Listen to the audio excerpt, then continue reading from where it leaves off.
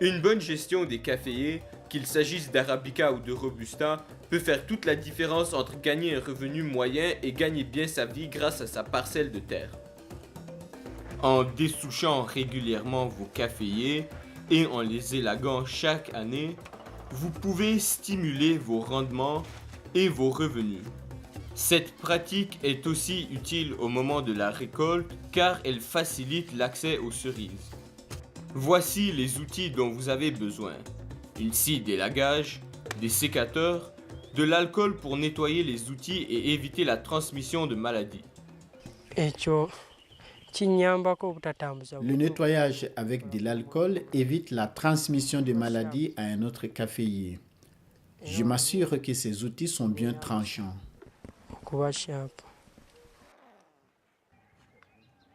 Maintenant, qu'est-ce qu'est le dessouchage et à quoi sert-il?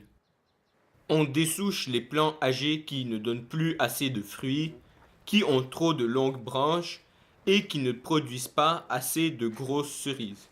Rappelez-vous que vous n'aurez pas de récolte la première année après le dessouchage.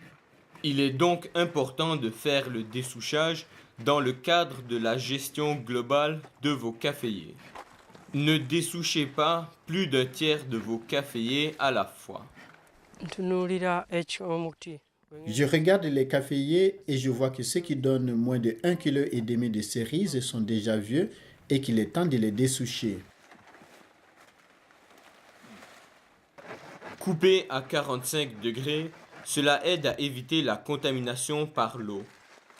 Vous devez couper à environ 30 à 50 cm du sol. Dans certains cas, il restera seulement 3 bourgeons. La coupe doit être régulière car cela aide à éviter les maladies. Donc, coupez de façon lisse s'il le faut.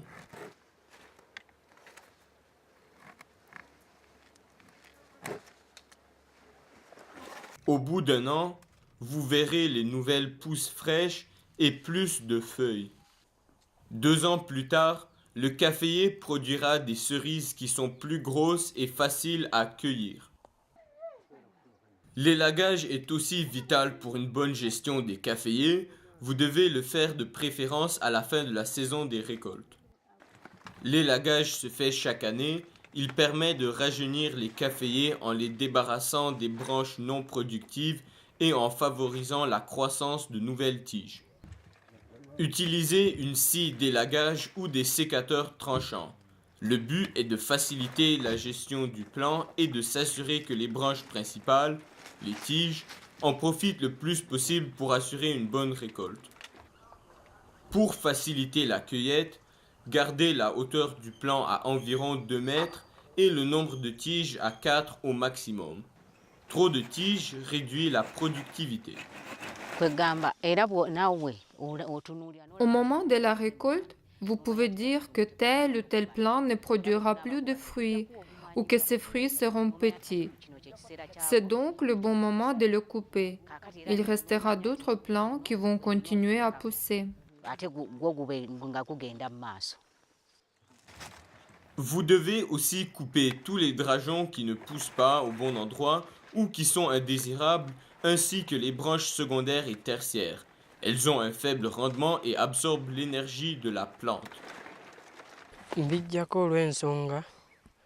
Lorsqu'il y a beaucoup de drageons, je les coupe parce que le caféier ne pourra pas les nourrir tous. Je coupe les branches d'en haut plus faibles et je garde les branches principales d'en bas. Vous pouvez couper les drageons plusieurs fois dans l'année.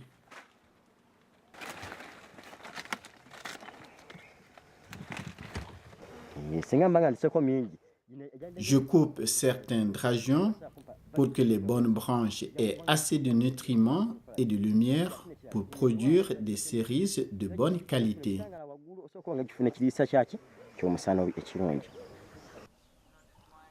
L'élagage permet aux plantes d'avoir plus de lumière, d'être plus fortes et de produire plus de cerises. Une voûte plus ouverte permet aussi une meilleure circulation de l'air, ce qui réduit l'humidité et la température. Ces conditions sont moins favorables à certains parasites et maladies. Vous devez aussi couper les branches qui sont plus proches du sol car elles peuvent être facilement contaminées par les maladies. En cas de maladie, il est important de manipuler les branches sur place au lieu de les traîner à travers la plantation car cela peut entraîner une propagation de la maladie. Alors, rappelez-vous, le dessouchage doit être une part active de la gestion globale de vos caféiers afin de continuer à les régénérer au fil des ans.